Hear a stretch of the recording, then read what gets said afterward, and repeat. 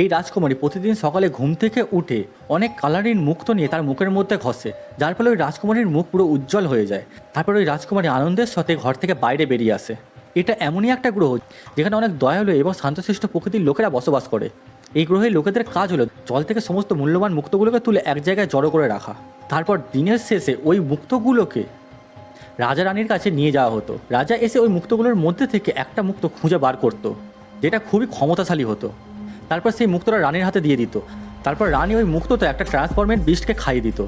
তারপর ওই বিস্ট ওই মুক্তটাকে খেয়ে ওই রকমই অনেক ধরনের মুক্ত সে তার থেকে বার করতো। আর ওই মুক্তগুলোর সাহায্যে এই গ্রহতে পাওয়ার জেনারেট হতো। তারপর রাজকুমারী আকাশের দিকে তাকিয়ে দেখে অনেক আগুনের গোলা তাদের গ্রহের দিকে এগিয়ে আসছে। এসব দেখে সেখানকার সমস্ত লোকেরা খুব ভয় পেয়ে যায় আর রাজকুমারীর সঙ্গে সঙ্গে তার রাজপ্রাসাদের দিকে দৌড়ায়।